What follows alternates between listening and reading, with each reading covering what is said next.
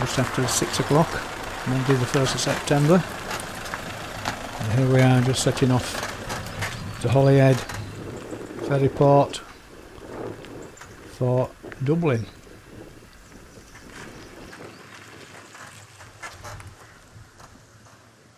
And now we're approaching the Menai Bridge over the Menai Straits, which connects mainland Wales to the Isle of Anglesey. Hello. Hello. And now we're boarding. We were positioned in a spot that I thought would give us an early disembarkation, but that didn't turn out to be a fact. We were there ages and ages. In fact, they unloaded or offloaded all the other side of the ship before they started on us. This was a rather hazardous little trip here, with people jumping out of the vans and cars, evidently without looking, wandering all over the place.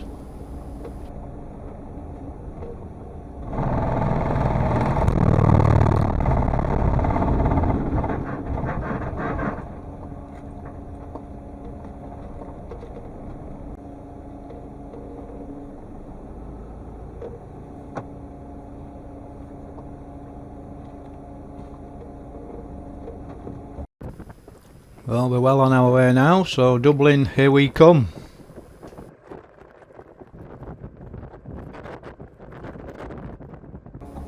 This is the community centre car park of Ladder in the Wicklow Mountains. This is where we spent our first night. As you can see, we're not far from Hollywood, but after breakfast we did a walk up to Glendalough.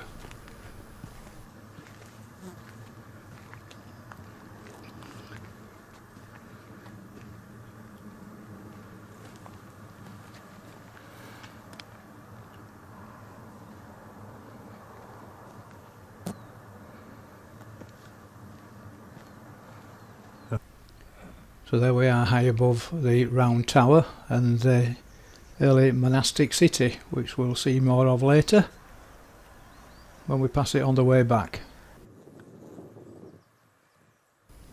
There you're looking at Glendalough Upper Lake.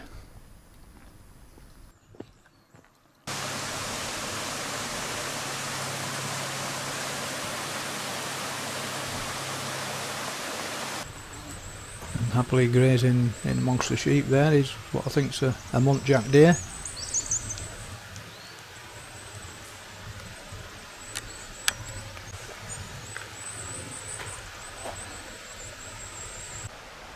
And they're still doing an unofficial shortcut. Get videoing, waiting for her to slide on her bum, but she didn't. Spoil sport.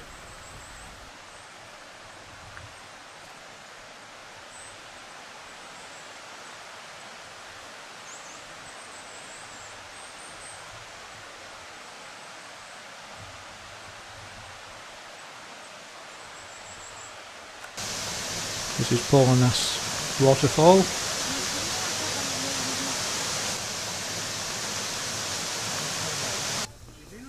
And now we're down on the shore of Glendalough Upper Water, or Upper Lake should I say.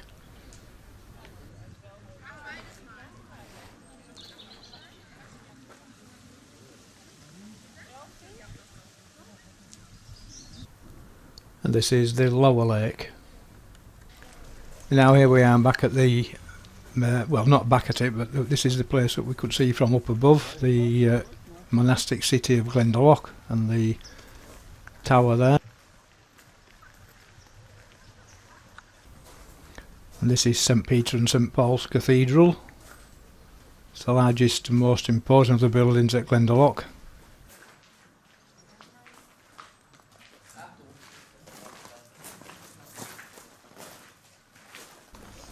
I think this must be the resident deer. It's certainly very tame. And this is the round tower. It's apparently about 30 metres high, and been guiding pilgrims to this place for many years.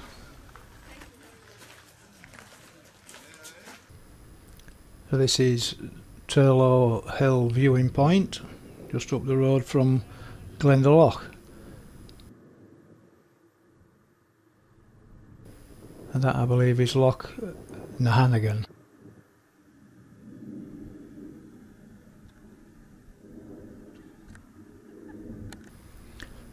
And it was up here the following morning that Sue was on one of her early morning walks that she came face to face with a rather big deer. I don't know what sort it was.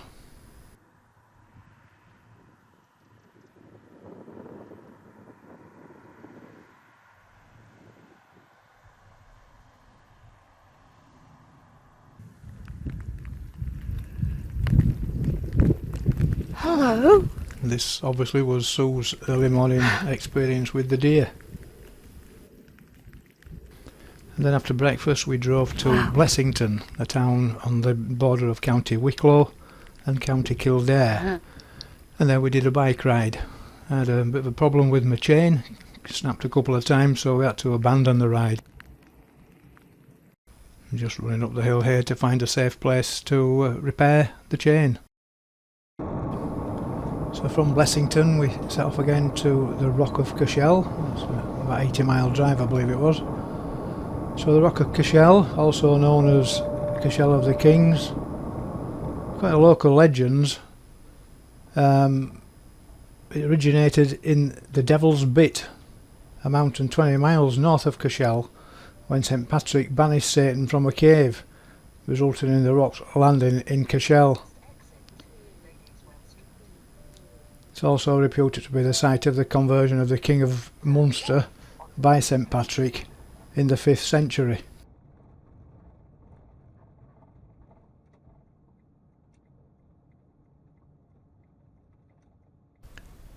I'm sure the sat-nav took me, well, it certainly took me a weird way, and I'm sure it took me the wrong way to get to the car park.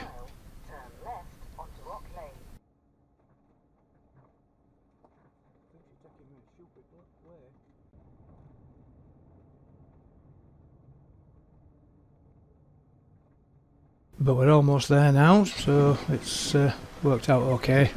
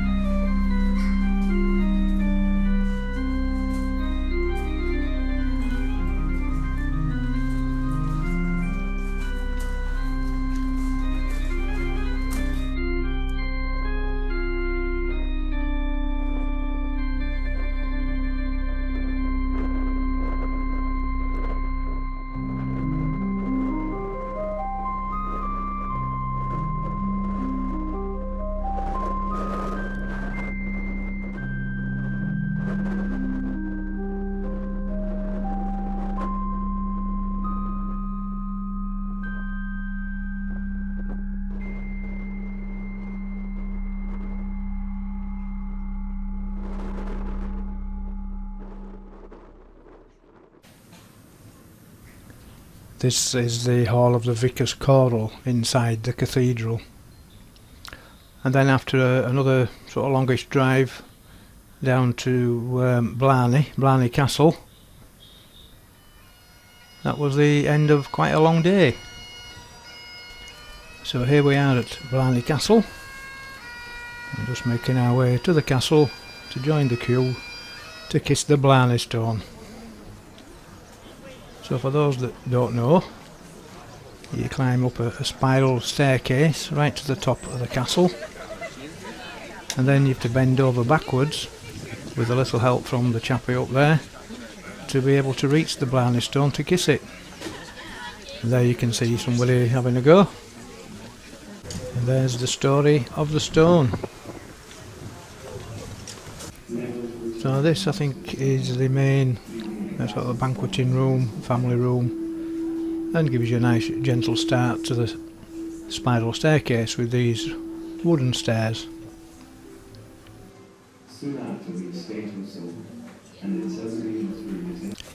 So we're a bit higher up now, and just as I turn around you'll see the stairs, and just a bit of well, quite a sturdy rope to hold on to. And, another look now, a bit higher up still.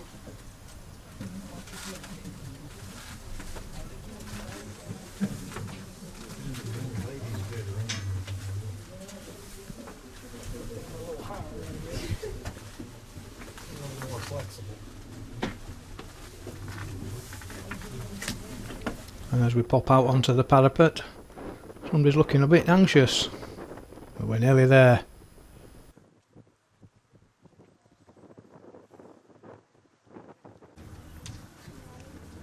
It's lunacy. So here we go. Now come towards me. It's hot there. 30 degrees each day. I was a bit concerned that I wouldn't be able to bend back far enough. Right there. That were okay. But I went very dizzy as I came back We were up. doing over 20,000 steps a day. Inland. And then it was so stern. Hold on to the two bars there. There and there. Lift your hands and kiss the bottom.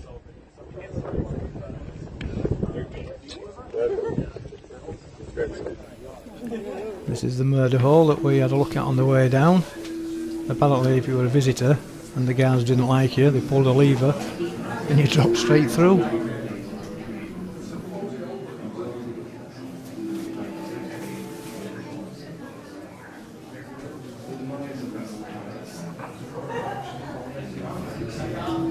So anyway, it was now time for lunch. So we got a cup of tea at the cafe and had lunch before exploring the gardens and the other grounds.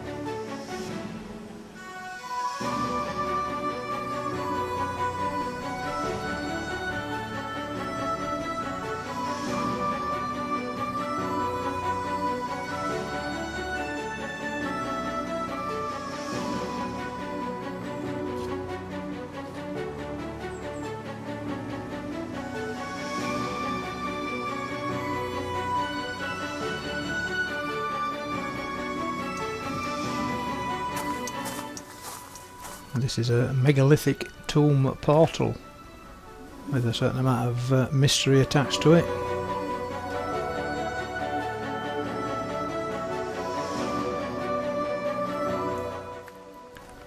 And then of course we had to do the wishing steps.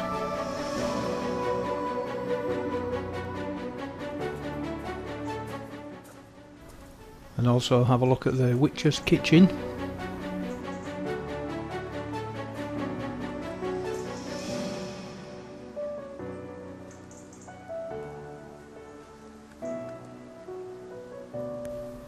And the witch's stone.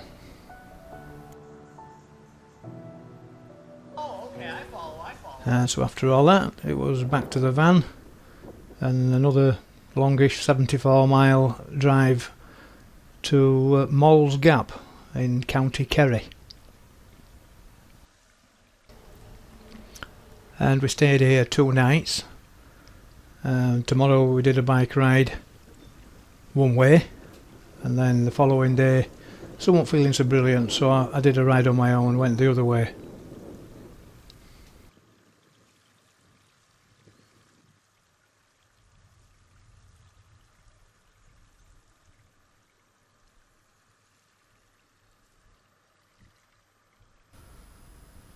This is what I thought was Ladies View, and it's the first place of interest on this ride. It turned out it wasn't Ladies View at all. But moving on, this is the next point of interest. This is Torque Waterfall, spelled T-O-R-C.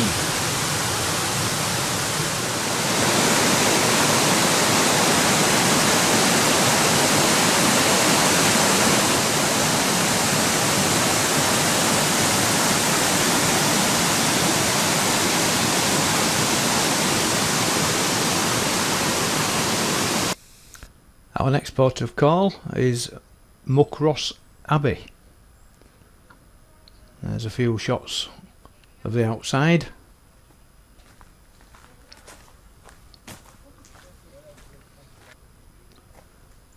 So now we'll go have a look inside.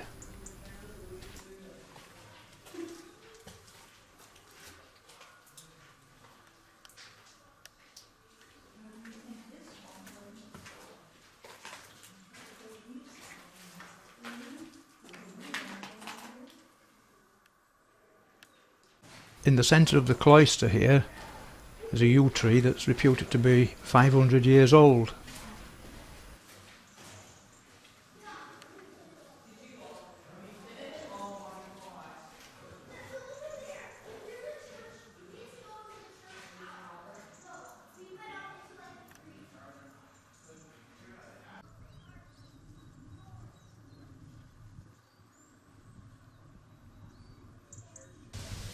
And then a little further north we come to our last place of interest, and this is Ross Castle on the outskirts of Killarney.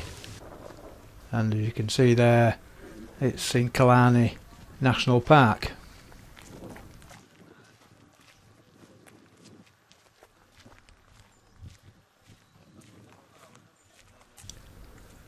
Well, this is where we had lunch, and then we were back on the bikes and heading back.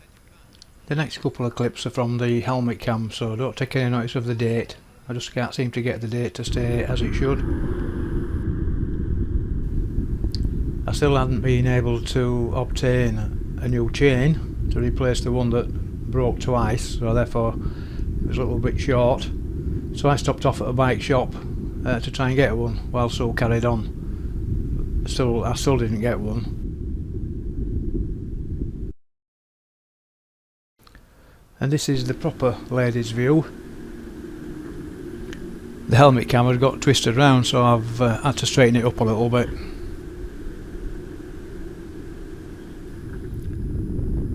So Sue won't feeling so good today, so this is a ride I did on my own, and it's once again from Mall's Gap, going the other way down to Kenmare, and I'm just riding along Kenmare Bay at the moment. So this is me at Sneem. I've never tried to take a selfie with the video camera before without it being on a tripod, but I thought I'd leave it on for a laugh. Anyway, this is Sneem, and this is where I had my lunch. When I got back to the van, I got changed because I went through, and we're off to Wave Crest Caravan Park, stopping off at Stag Stormfort on the way. There are far too many stories, or theories if you like, attached to why and what this was built for.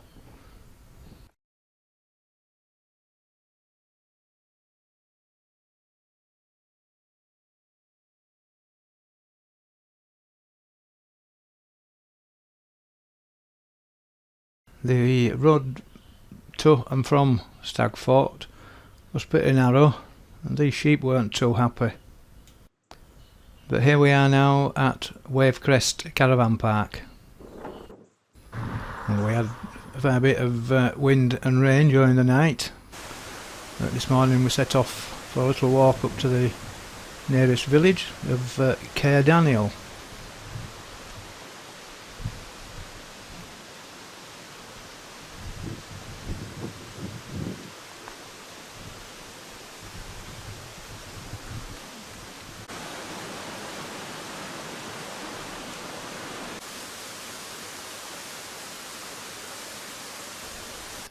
And then we carried on to do a short walk, which touched on Derrynane National Park before heading back to the van. And then we had a drive a few miles up the road to a viewpoint, which we'll see shortly. But just before that, we'll just have a look around the site and the view across the mouth of Kenmare Bay.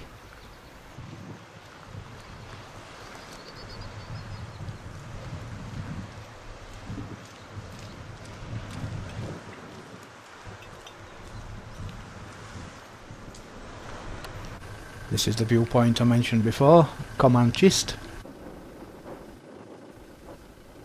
The bike rides and this drive now have all been on the route called the Ring of Kerry.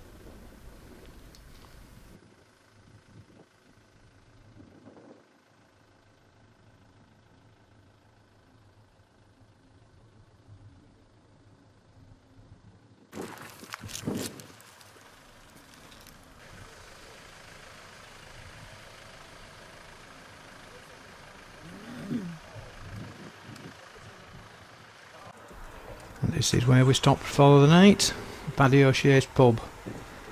Never actually went in it.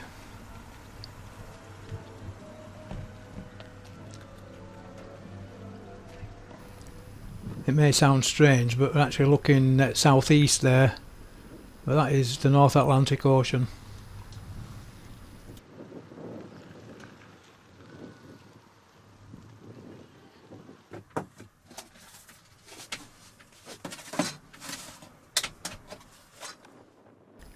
This is the start of the Slee Head drive or ride for us. It actually starts in Dingle, obviously finishes in Dingle, but we started it at Paddy O'Shea's pub and finished there. These are the Irish famine cottages from the famine in the mid-19th century. Here we are at Slee Head, gives its name to the ride. And now we are looking west of the Blasket Islands.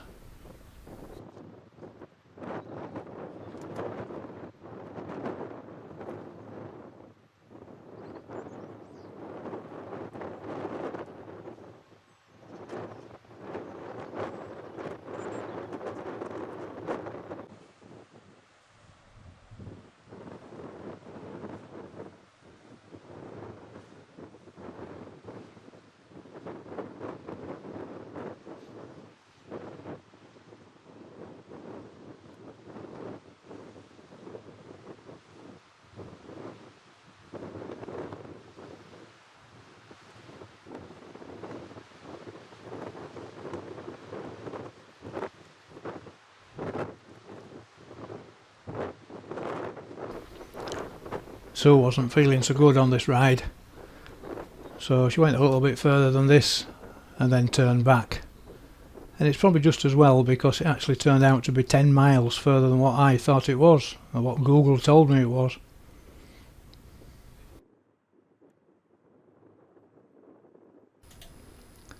So here I'm heading north, and obviously looking out to the west over the Atlantic.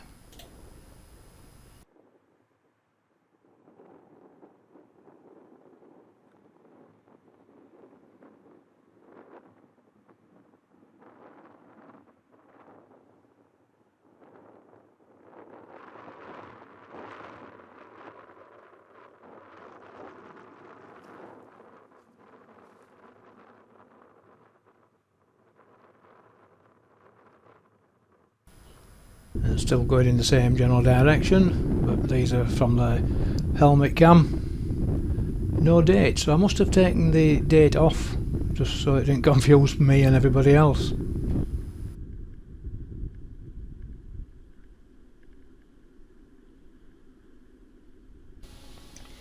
And this is back in Dingle. I just sat then to cycle from there back to the van, and then it was just a short drive to Minard Castle.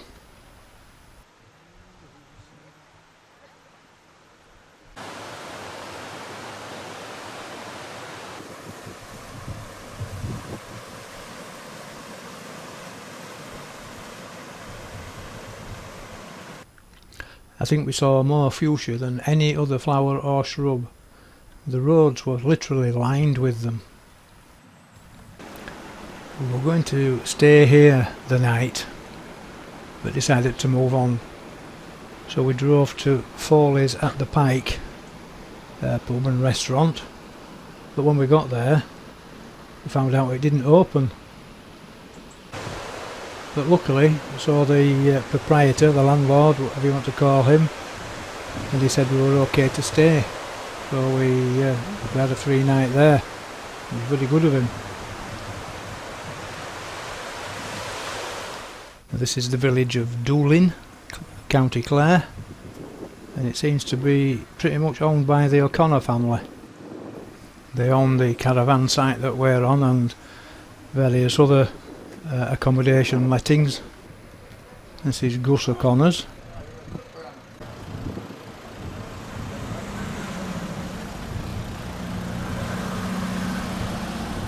Considering we've been here 9 days, this is the first pint of Guinness that I had. I wonder what goes on behind those curtains. Anyway, moving on, we'll have a look round the pub while my Guinness is being poured.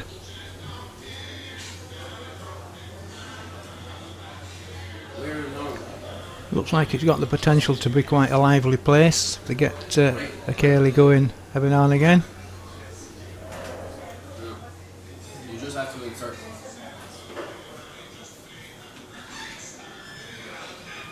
I go to Svalbard next year. Yes. Well, the wait is over, which is what we came for. Just savour it a minute or two and then have a go. This is Donegal Castle on our bike ride to see the Cliffs of Moher. This is O'Brien's Tower at the Cliffs of Moher. It was built in 1835 and overlooking obviously the Atlantic Ocean and the Aran Islands.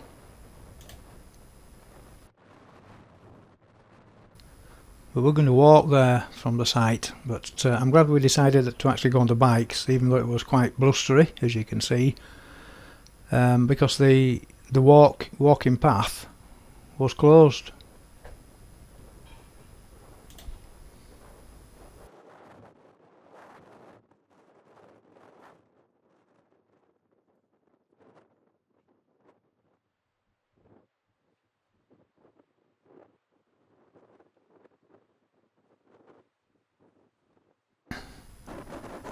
In the distance there we've got Moher Fort Site telegraph station.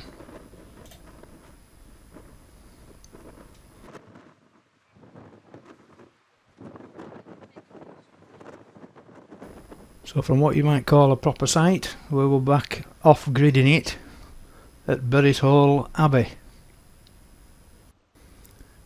It's situated on the northern banks of Clew Bay, 2 kilometres west of Newport. It's called an abbey, but apparently the Dominican order didn't have abbots. So really, I suppose it should be a friary. As the tide came in, this little river there got fuller and fuller, and it looked like it might overflow. So I decided just to be on the side of caution and move the van a bit further up the road. The friary, which was built in 1469, was apparently built without the permission of Pope Paul II.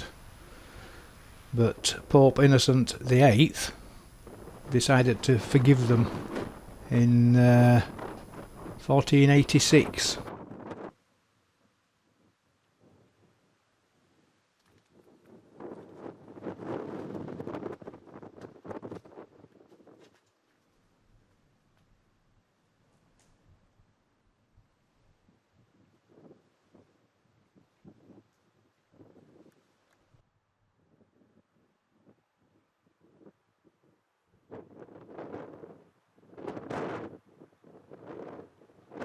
Today we had a bike ride along the Great Western Greenway. It's Ireland's first greenway, and it runs all together. It's a 49-kilometre trip around the eastern and northern stretches of Clew Bay in County Mayo. We just did we did two little sections, one today and one tomorrow. Today's was from Buddyhull Abbey to Mulranny. This is Doherty's in Mulranny, where we had lunch. Now we're on the way back. We had a few showers in the morning. One of them pretty heavy really, but then it brightened up and we didn't do so bad.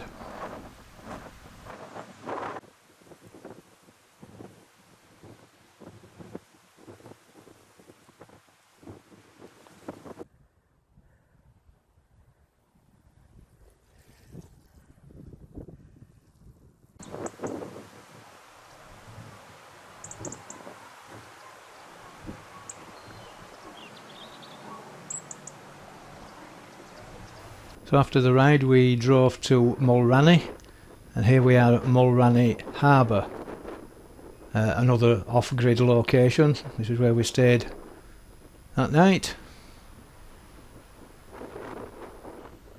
There was a van already here when we got here, and then another one joined us later on, but I don't think they stayed the night.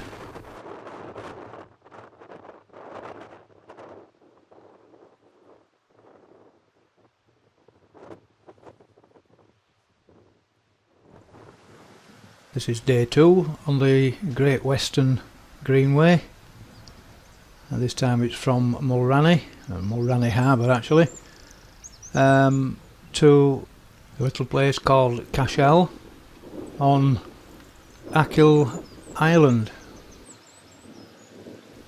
Well, Cashel was quite disappointing, nothing there apart from a pub which didn't open till much later, so now we're on our way back. And a bit of blue sky.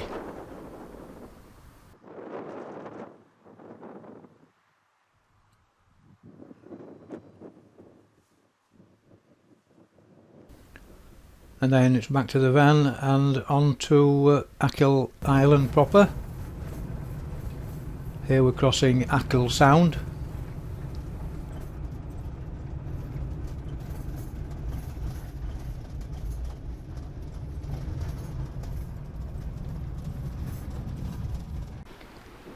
And this is Keel Beach, which is really close to Keel Caravan Park. As you can see, quite windy, and we did have a really windy night that night. The van was rocking quite a lot with the gusts. Apparently the gusts were up to 50 miles per hour, and it peaked about 3 o'clock in the morning. So we didn't get a great deal of sleep that night.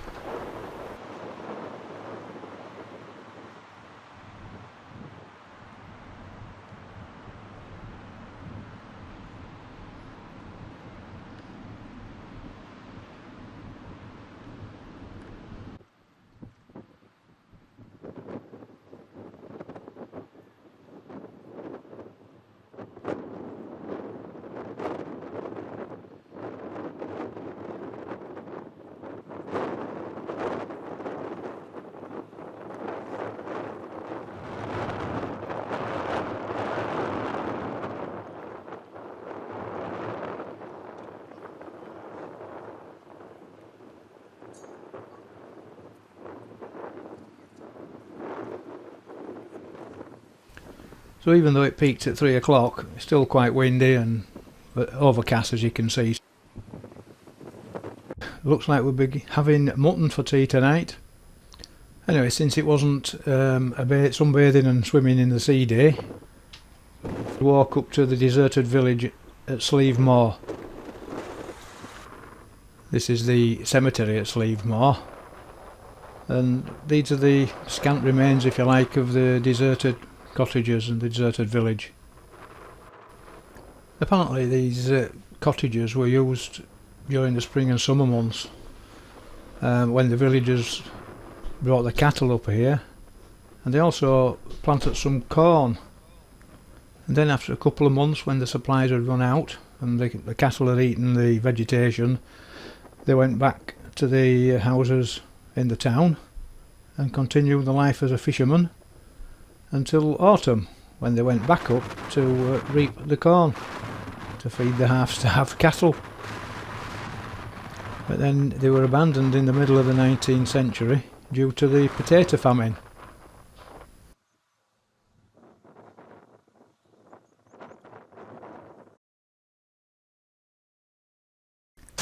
Well, I'm glad we got back before this started.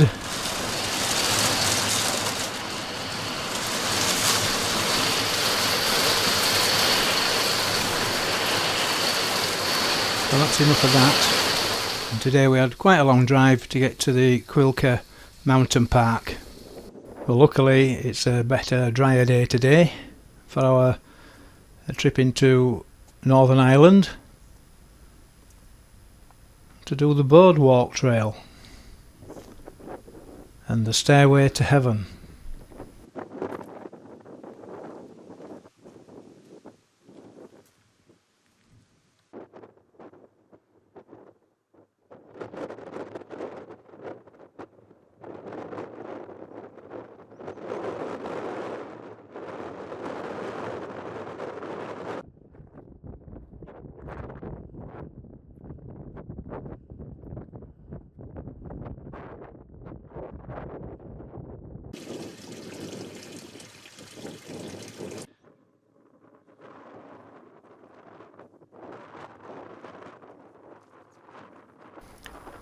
It's certainly a desolate area, is this, and I was hoping that the clouds would lift in time for us to do the stairway to heaven, but alas, no such luck.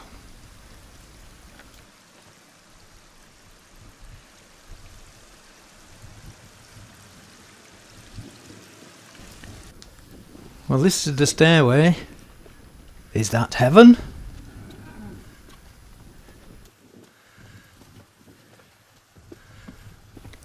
Well, I didn't count them, but Google says there's 450 steps to get up here. Was it worth it? So this is what we should be able to see. And this is what we can see.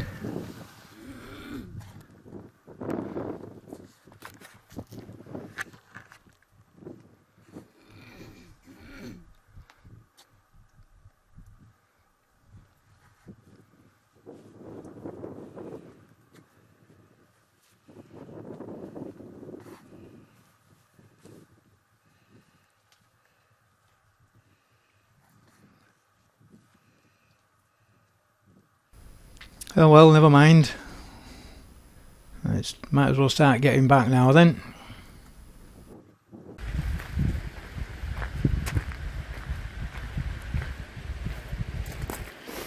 You giving your bum a good rub, lad? Lass?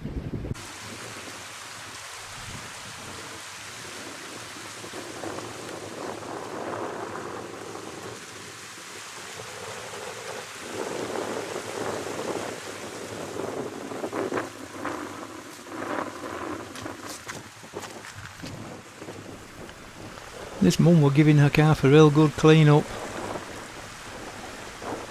I think the calf's had enough now though. And then it was back into the Republic of Ireland, back onto the west coast, to view the Slieve League cliffs. These are in County Donegal and are the amongst the highest of the sea cliffs in Europe, at 1,972 feet or 601 metres. Turn left onto the road. Our next stop then was at Glenveigh National Park. This is the nature trail walk.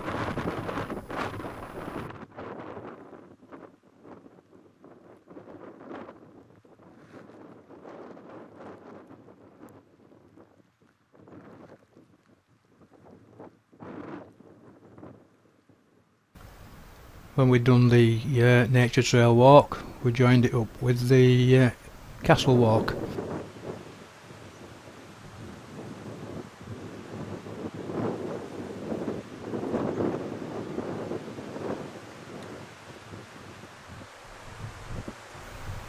Quite an imposing gateway there. The antlers were actually real antlers. Obviously the heads were moulded or modelled in some way.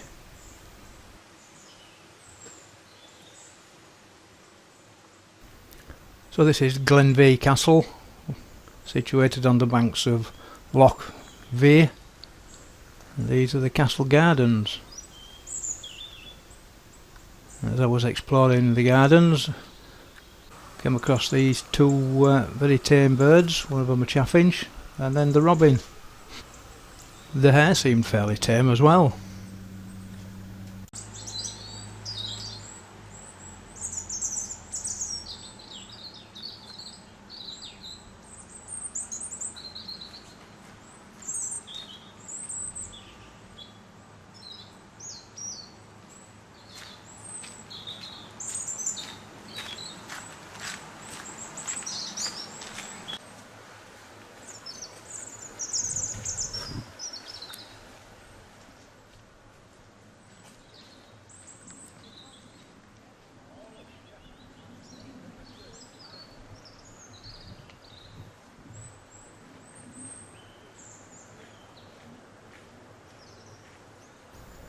Well, after all that exploring, we had to have a cup of tea and well, I had a slice of carrot cake before setting off back.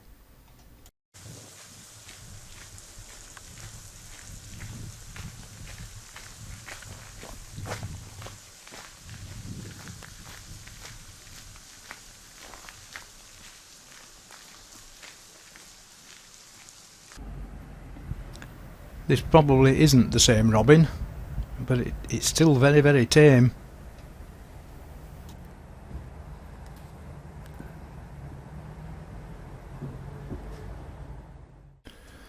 Today we drive to the Gap of Mamore, still in Donegal, in the Uris Hills. This is near the summit and has been a site of pilgrimage, particularly to the Holy Well of St. Ing.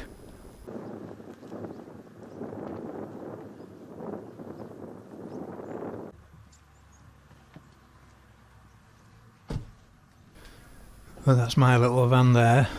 Looks nothing at the side of this monster. Don't know how many gears he had, but when he set off, he went through about 10 gears before he'd moved 2 yards. Anyway, we've done all the up. Now it's the going down bit. 1 or 2 hairpins.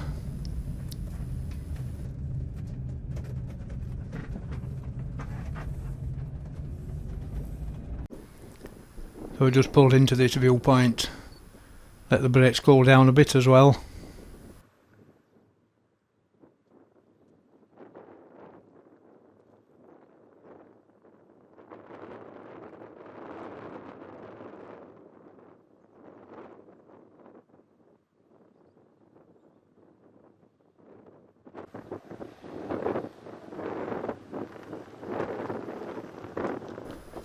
And then from the Moor Gap it was a short drive to Glen Evan Waterfall. This is just a tributary one, but because of all the rain that we've had recently, all the waterfalls were quite splendid.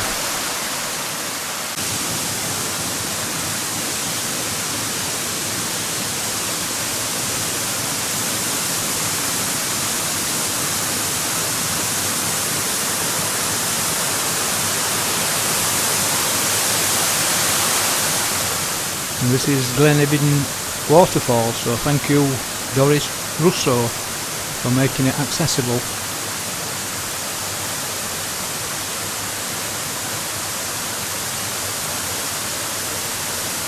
And there were a few models at the side of the track like these. They also spotted a little path going up to a viewpoint, so I thought we'd have a look at that, and here we are.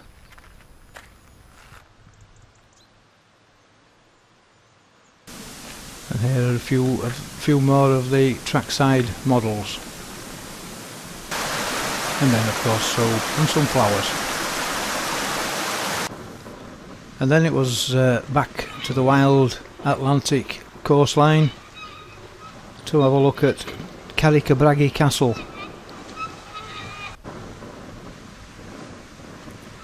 It's in a very remote area, is this. There's only 2 or 3 houses sort of belonging to this farm, and I guess they're the people who own the castle.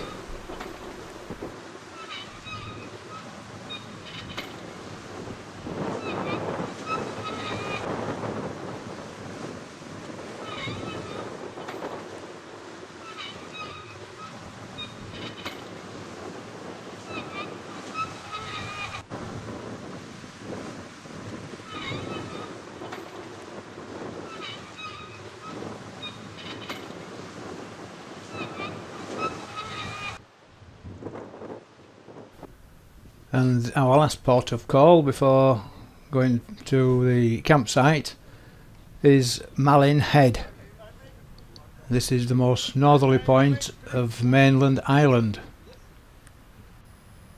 I did say this was our last stop before going to the caravan site, but we didn't actually go to a site, we just went to the Seaview Tavern just down the road from here, and we had a meal in there, and then they allow you to stay on their car park overnight. But unusually we don't seem to have any photographs of it. But anyway, it's now Friday and we're back in Northern Ireland. Here we are at the Giant's Causeway. So the Giant's Causeway was formed about 50-60 million years ago, and because of volcanic activity, and as the lava cooled, horizontal contraction, similar way to drying mud, with the cracks going down as the mass cooled, leaving pillar-like structures that also fractured horizontally. It gets its name from, well, myth and legend regarding a giant who were trying to build a causeway across to Scotland. 2 different versions. One, they were going to fight somebody, some chieftain, Scottish chieftain, and the other one was to get to the love of his life. For the love point of view, when he got there eventually, he was so exhausted by his work that he died in his lover's arms. In the fighting version, the Scottish warlord ripped all the causeway up on his way, on his flight if you like, back to Scotland, but he left about 40,000 of these interlocking pieces behind. And then it was a short drive southeast to the Dark Edges Road.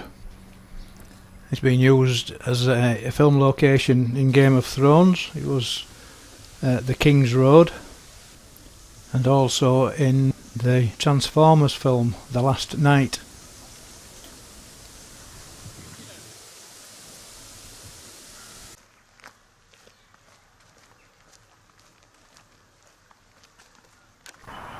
And then from the Dark Edges Road we move further south just to the outskirts of Belfast, so we could cycle in tomorrow.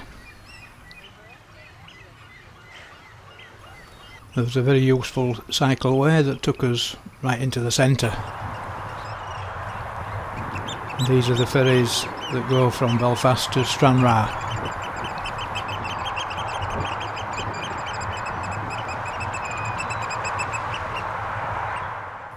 And these are just a few stills that Sue took while we were in Belfast.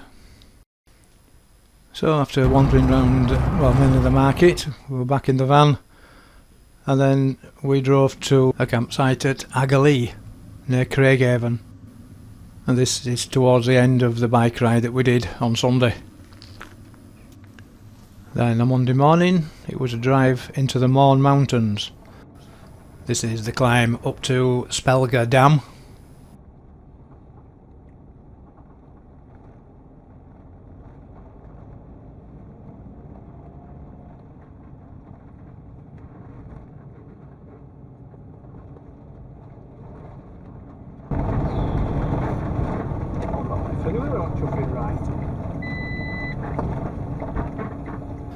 This is Spelga Dam, and we stayed here Monday night.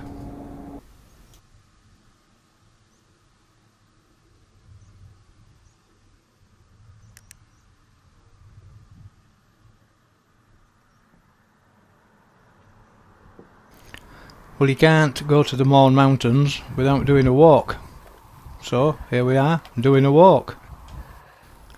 So we walked up to the Mourne Wall, which is a 22-mile dry stone wall. It's about 100 years old.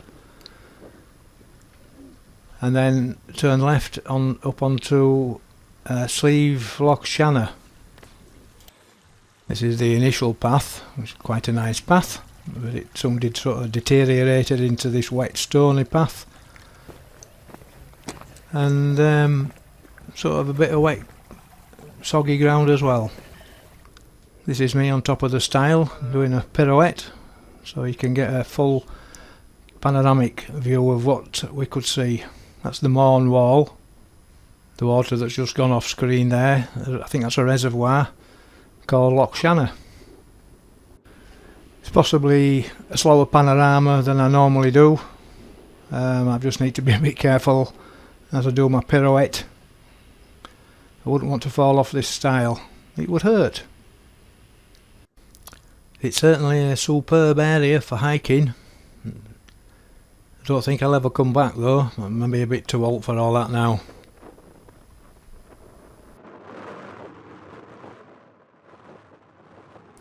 And that's Sleeve Loch Shanna, our destination. There's the Irish Sea from our second summit. Look away now, if you're of weak disposition. These are a couple of crows picking this carcass clean.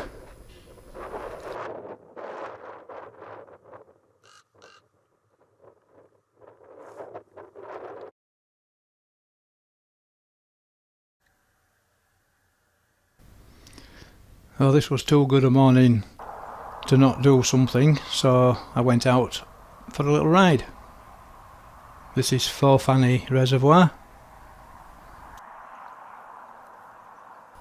So after descending even further than that and then climbing all the way back up, this was a little bit daunting. However, I went down it,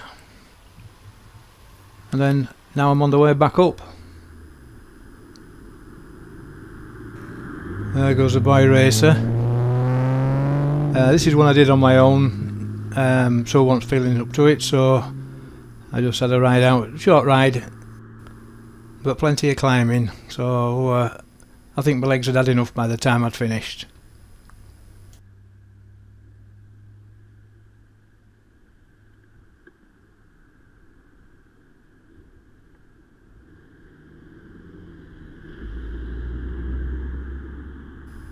Just a little bit off-piste here. I thought I'd just explore, see where this track goes.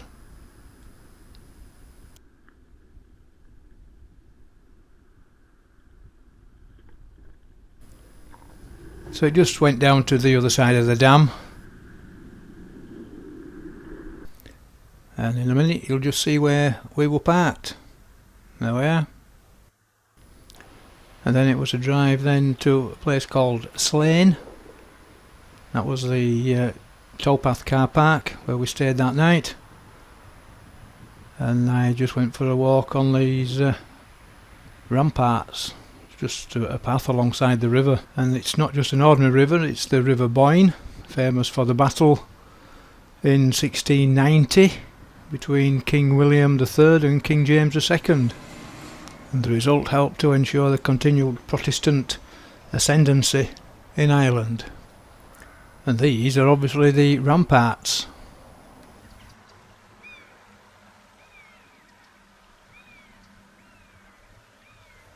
And up there somewhere, there it is a buzzard. Yeah, there's actually two of them.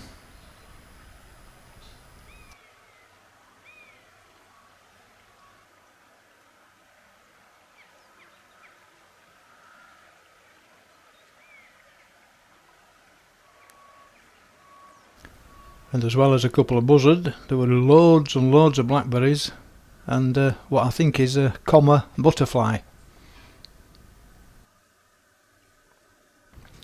So on the one side I had the River Boyne, and on the other side this rather murky canal.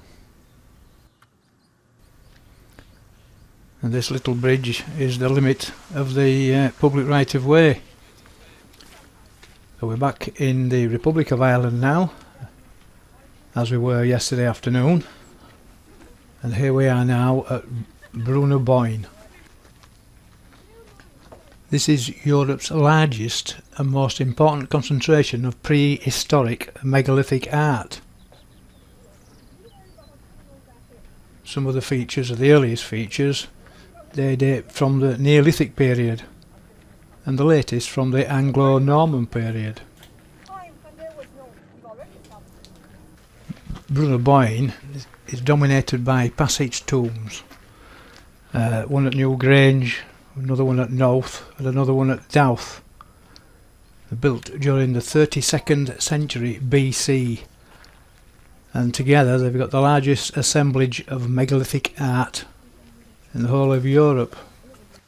It's also an important archaeological astronomical site, because several of the passage tombs are aligned with the winter solstice and equinoxes. The area continued to be a site of ritual and ceremonial activity in the later Bronze Age and Iron Age. And in Irish mythology, the tombs are said to be the portals to the other world, and dwellings of the deities, particularly Dagda and his son Angus.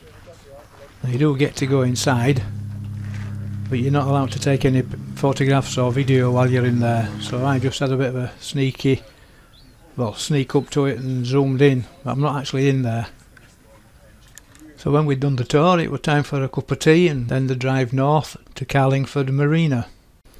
We should have been going south, but I forgot this place on the way down, so I think it was worth going back to, if only for this stunning sunrise. Well, today's menu was a bike ride to Newry, which is back in Northern Ireland, but this time it was Sue's turn to break a chain. My turn to mend it again though. Anyway, we were soon on our way again up to Newry.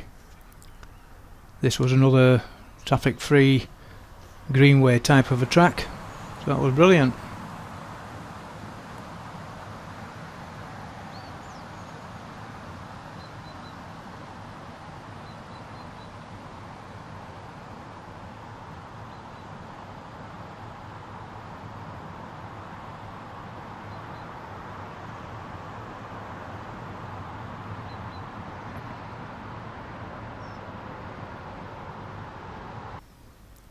So here we are now in Newry.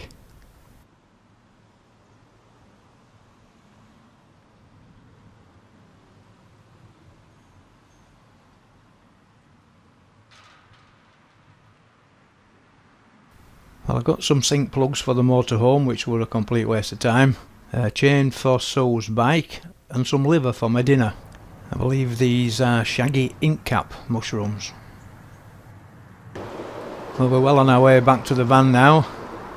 Hopefully we'll get there before it rains, and I think we did. Well, we did a ride yesterday, so it follows that we'll do a walk today. So we're going to do the Slieve Foy loop from Carlingford. This is Carlingford Harbour, and then in a minute it'll be Carlingford Castle. We're a bit higher up now, looking at the harbour, and you just about see the top of the castle. And this is a good crop of fly agaric, the old pixie mushroom, or toadstool. And there's Sue with a big head in the way, but she did take a nice picture. And the bracken's looking very good, and we had a little bit of a stony track here, and one of the rare signs. And luckily we're not too far away from finishing, because my shoes have finished. Do you think they're laughing at me? We're just dropping down into Carlingford now, and it's just a case of finding somewhere to go for lunch. We decided against Ma Baker's and found this nice little cafe instead. So the name of this fortified house, called the Mint, derives from the licence to mint coins, granted to Carlingford in 1467 by Edward IV. So another rainy day, after a few fine days to be honest, and we're back in Northern Ireland, at a place called Meek. That was a climb and a half. They're still climbing. And I run out of puff earlier on and had to just walk a little bit, but I'm back on now.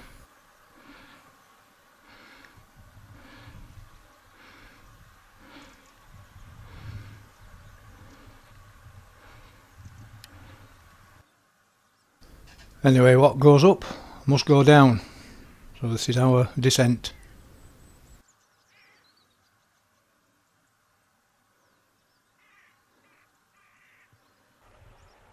And we're almost back in Meek now, and this is Camlock Lake.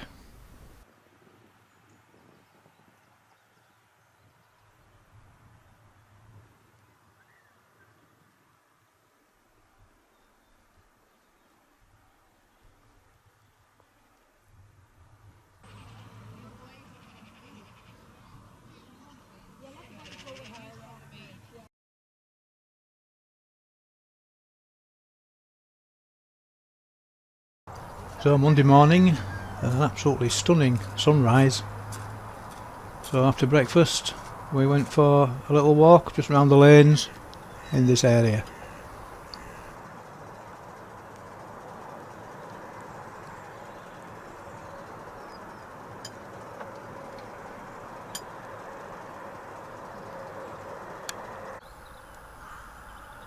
All these webs here in the trees have caught the dew.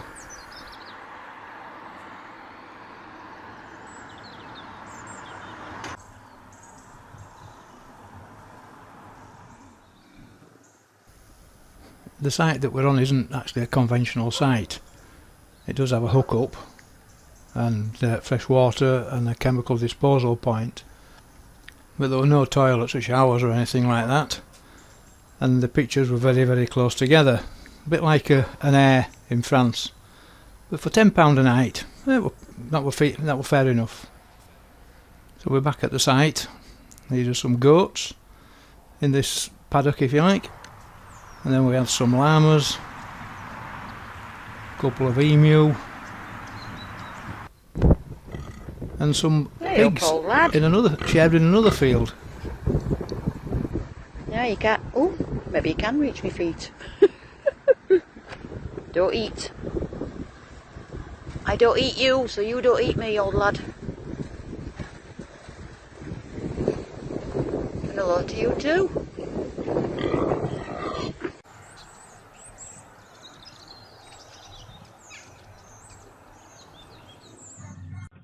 Today it's a drive a bit further south towards Dublin to the Snail Box restaurant, famous for must be thousands of caps all fastened up on the roof. So this is where we had dinner that night, and then we stopped off at this cafe in Ashbourne on our way to Dublin. This is called the Tree of Life, and it was carved out of a tree, a dead tree that was about 200 years old. Amazing work of art. The plan for today really was to get to the park and ride just outside Dublin and use public transport to get in and out, just while we're waiting for the time for the ferry. But there was no spaces big enough for the motorhome, so plan B, parked up on this causeway to Bull Island.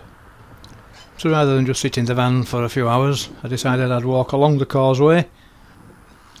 And I'm just watching these oyster catchers, and then also a bit further along these hooded crows. So this is our last look at Ireland. Just coming round to the ferry terminal. That's not one of our ferries, that's Tenor Line. We sailed with Irish ferries.